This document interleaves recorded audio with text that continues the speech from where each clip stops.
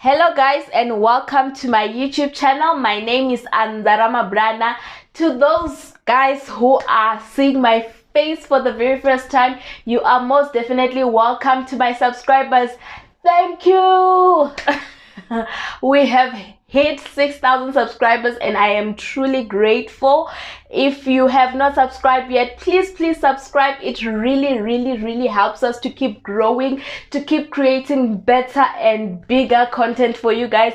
Today I am bringing you guys a recipe of a rainbow cake. It was my first time baking a rainbow cake and it turned out beautifully. I had to share with you guys. This recipe was inspired by Sugar Cake Show. You can look them up on here on YouTube. They have that recipe. I did change a few things of what I felt like I wanted to use and it still turned out perfect. So if you're going to follow this recipe, I suggest that you have a kitchen scale on hand so that you can get all the measurements precise and to the point, and I promise you it will be delicious. So the sponge that we are making today is vanilla flavored and it will have 6 different colors. I know red is part of the rainbow, but we are leaving it out today. So enjoy the video guys, and I love you very much. Subscribe. In a bowl that already has my flour, I am just adding the bicarbonate of soda. All the measurements will be in the description box down below. Please do check that out. And I am following this with the baking powder, which is just 2 teaspoons directly into the flour and bicarbonate of soda's mixture. Then giving it a stir. I have just weighed my sugar and also putting it in there together with the other dry ingredients and just giving it a quick stir.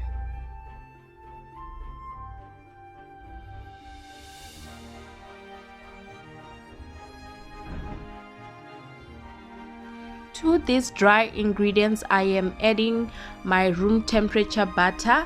I first tried whisking it with an electric mixer and it seemed like it was not working, so I just went in with the old-fashioned hands, clean hands.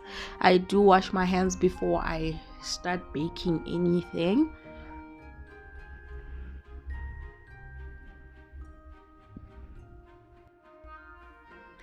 And it is very important that your ingredients are all at room temperature so that your cake has an even top. It does not rise funny or fall in. So I've just broken apart the butter. I did use real butter. For cakes, it's better to use butter. It just turns out softer. So I'm just breaking it apart until it forms crumbs. Then we will move into adding the other wet ingredients. For our wet ingredients, we have some vanilla essence, some Amasi, and then egg whites, and then some canola oil. So I am just adding 2 tablespoons of vanilla essence. If you have vanilla extract, it will be much better than using vanilla essence, into the Amasi and giving it a quick stir, and then adding that mixture into the canola oil.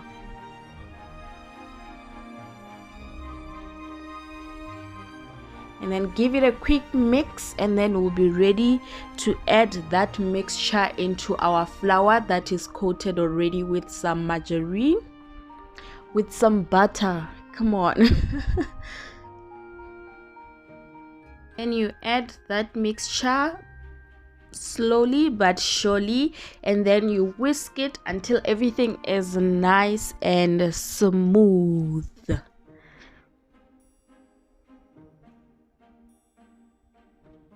Nice and smooth.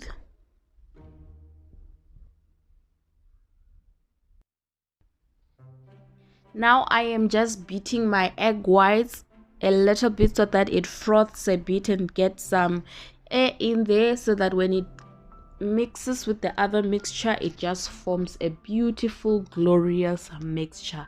So the egg whites as well, I'm just adding them bit by bit.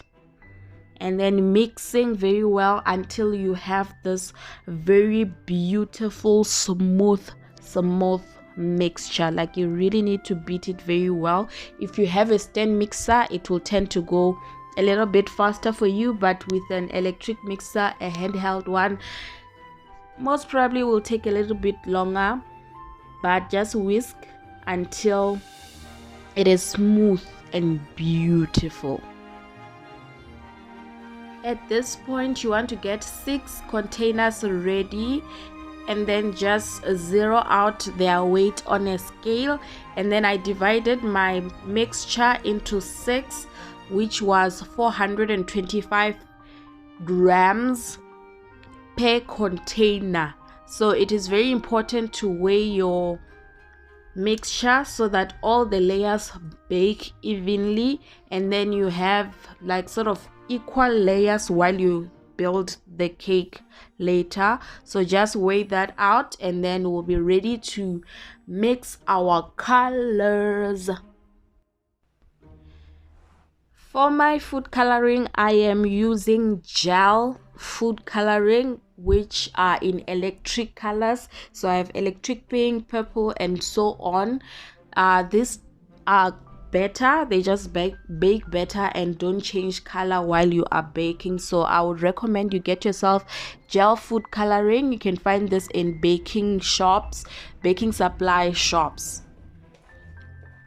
In the first container, I am making purple, but to make purple, I started with a pink just to make the purple not too dark. So I added 1/4 teaspoon of pink first, and then we are going to add the electric purple to sort of balance them out properly. Purple alone is very dark.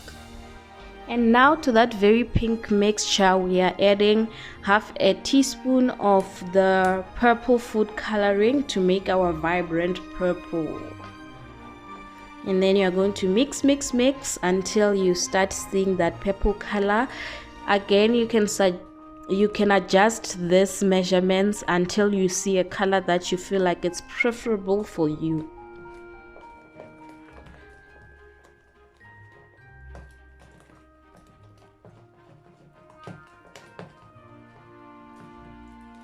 And now moving on to the pink, I am just adding about 1/2 teaspoon of the pink food coloring and mix. Pink is easy to make, you don't have to balance it with any other color. And then yellow is quite easy, you just add about 1/2 teaspoon of the yellow food coloring, and then you mix, and then you have that beautiful vibrant yellow.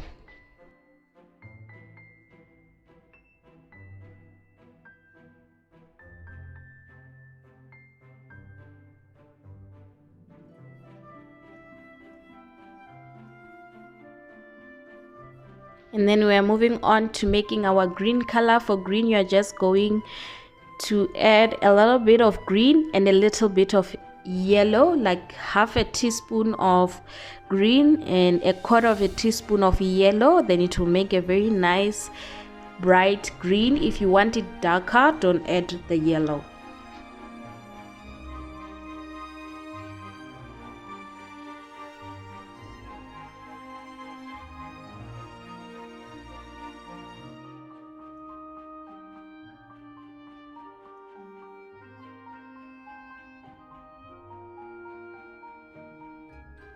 And then for the orange, I'm just adding about 1/2 teaspoon of orange and a few drops of the yellow, just to also make the orange a bit vibrant, and then you'll get that beautiful vibrant orange, Then you mix until the color is fully combined. And for my blue, also a squeeze, that is about 1/2 teaspoon of blue.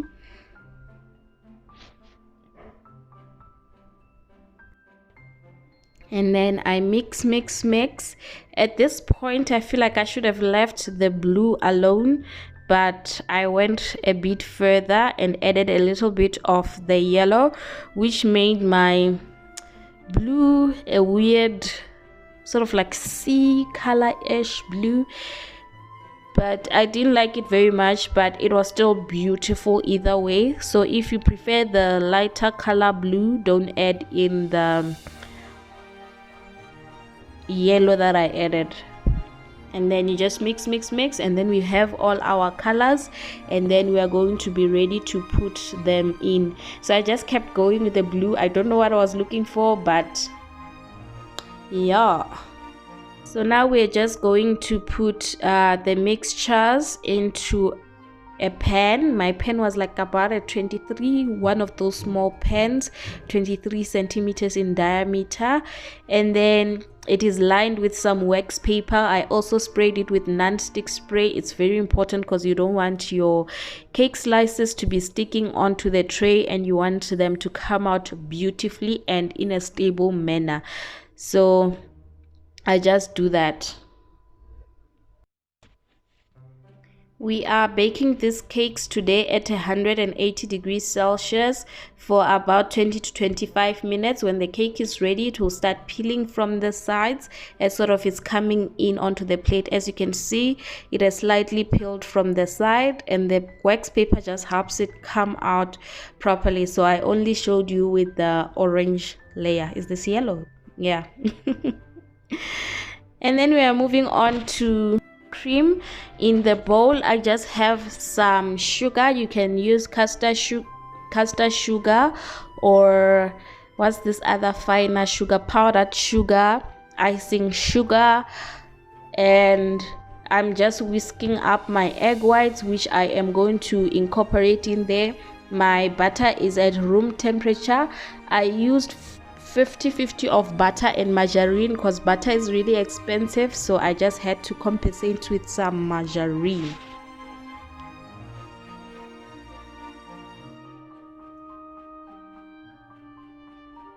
So now I'm just getting my electric mixer to beat up my egg whites much more to make them frothy, and underneath I have put another container with hot water. This is just to get my eggs to a nice room temperature, so that when we start putting them in, it sort of like already facilitates the melting of our sugar. Now we add those egg whites into our sugar, and then we beat it up really good. It's very important that you start really beating the sugar so that you don't have those sugar granules. But if you are using a finer sugar like icing sugar, it should go faster.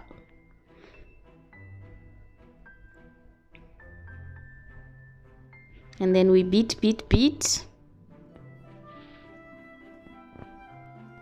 Now when it comes to adding your butter or margarine, you just have to add bit by bit and whisk it really good until that butter is incorporated very well.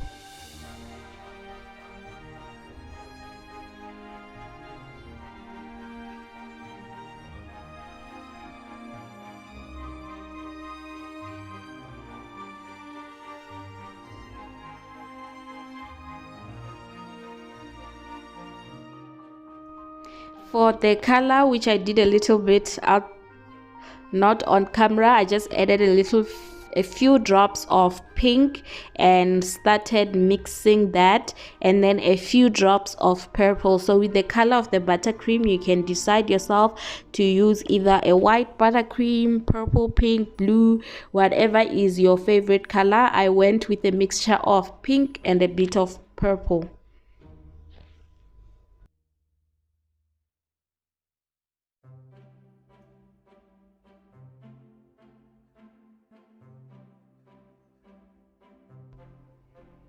Once you are satisfied with the color of your buttercream, whatever you opt for, we can now start building our cake. So my cakes were left in the fridge overnight, and then I put them in the freezer for 30 minutes so that it is sort of like easier to use.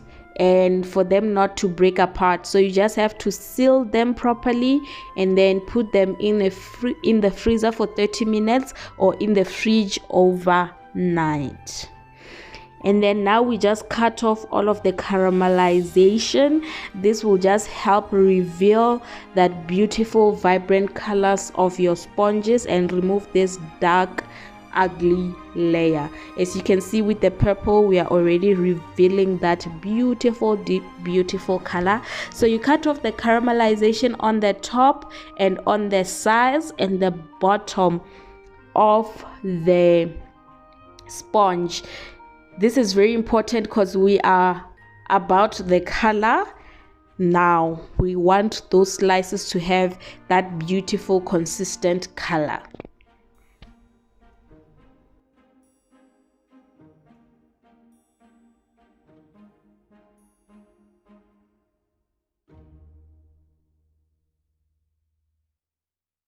Out that caramelization from all your slices, you're just going to layer some buttercream on the bottom of your cake board, and then put the first slice, put on some buttercream, and then use an offset spatula to flatten that out, and then layer the next cake. You really need to be patient about this step because it's like the presentation that matters. Now you've baked this cake so gorgeously, you just have to put in that extra effort to make things look pretty.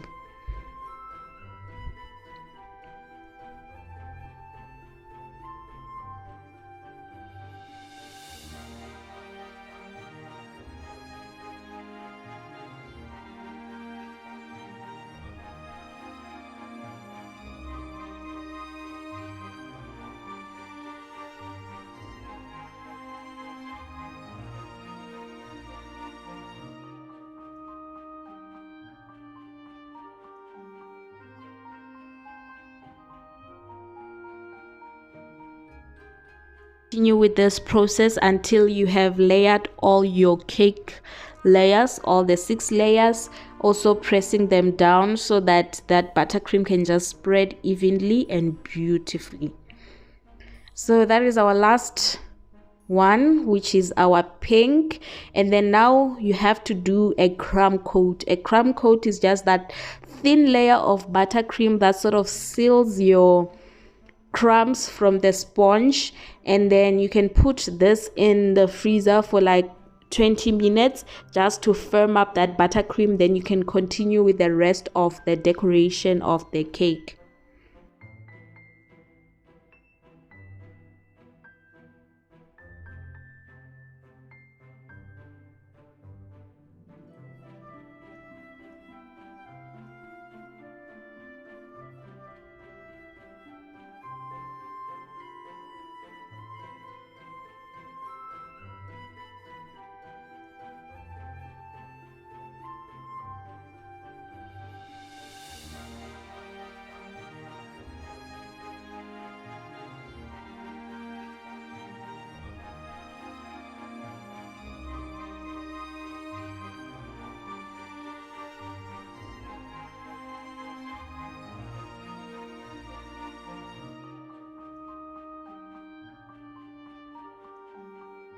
So at this point I had realized that I did not make enough buttercream, or I used too much buttercream in between the slices, so I opted to do a semi-naked look. But if you spread your buttercream inside the slices a little bit less, you will have enough to cover the cake completely.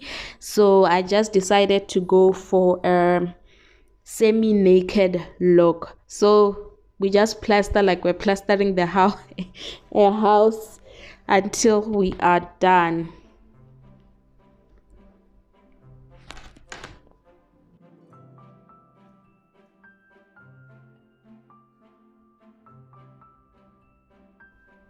This is the part of the cake that really tested my patience. But yeah, you just have to spread the buttercream as nicely as possible, and then I topped this cake off with some sprinkles because it is a rainbow cake. It's very fun and nice. So this is what it looked like. My buttercream was not perfect, but it tasted so beautifully. Thank you guys for watching to the end of this video. I love and I appreciate you very much. Remember to subscribe, like, comment, and share this with your friends and families. Also follow me on my Instagram page. It's at Cooking with ANZA. And I promise you, all the recipes that don't make it here on YouTube, they'll definitely be on that side, but they're as equally as good and delicious. I love you very much. Stay winning and stay blessed.